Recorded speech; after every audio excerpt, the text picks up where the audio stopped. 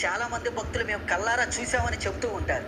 ఇది వినడానికి మీకు కొంచెం కష్టంగా అనిపిస్తుంది. కానీ ఇదే నిజమని ఆయన దగ్గరికి వెళ్ళిన ప్రతి భక్తుడు చెబుతూ ఉంటాడు.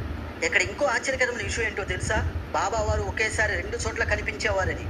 షిరిడీలో మసీదులో కూర్చొని ఉండగా వందల కిలోమీటర్ల దూరంలో ఆపదలో ఉన్న భక్తుడి దగ్గర ప్రత్యక్షమై అతన్ని కాపాడేవాడు. మిత్రులారా, దీనినే బై లొకేషన్ అని అంటారు. అసలు ఆనాడు జరిగిన మీరు ఆశ్చర్యపోయే ఒక సంఘటన ఇప్పుడు చెబుతాను వినండి. అది వింటే మీకే గూస్ బంప్స్ వస్తాయి. ఎక్కడ దూరంలో ఉన్న ఒక భక్తుడి చెయ్యి ప్రమాదవశాత్తు ఆ మరుగుతున్న నూనె బాండీలో పడిపోయింది.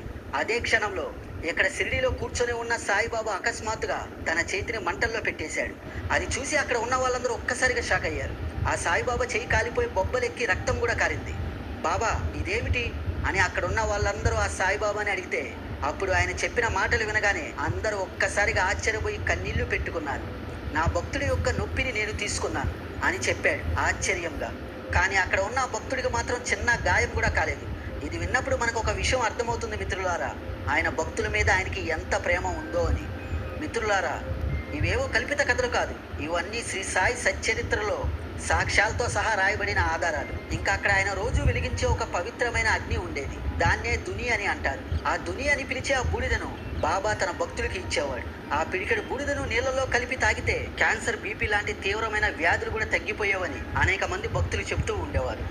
మిత్రులారా, డాక్టర్లు కూడా అర్థం చేసుకోలేని విధంగా అలా అద్భుతాలు చేసి చూపించారు. అంత శక్తి ఉన్న వ్యక్తి అయినా ఆయన జీవితం మాత్రం చాలా సాధారణంగా ఉండేది. మిత్రులారా, ఒక రాజుకు ఉన్నంత శక్తి ఉన్నా ఆయన రోజుకు 5 ఇళ్లకు వెళ్ళి భిక్షం అడిగి తినేవారు. ఇది సాధారణ అలవాటు కాదు మిత్రులారా, దీని వెనుక ఒక గొప్ప సీక్రెట్ దాగి ఉంది. మనం చేసిన పాపాలు, మన కర్మను ఆయన ఆ భిక్షం రూపంలో స్వీకరించి మనకు పుణ్యాన్ని ప్రసాదించడానికి ఆయన అలా జీవించారని ఎప్పుడు భక్తులు నమ్ముతూ ఉంటారు. మిత్రులారా, ఇవన్నీ వింటుంటే కొందరికి ఇవి కల్పిత కథలేమో అనిపించడం సహజం. కానీ ఒక విషయం మాత్రం గుర్తుపెట్టుకోండి, చరిత్రను ఎవ్వరూ మార్చలేరు.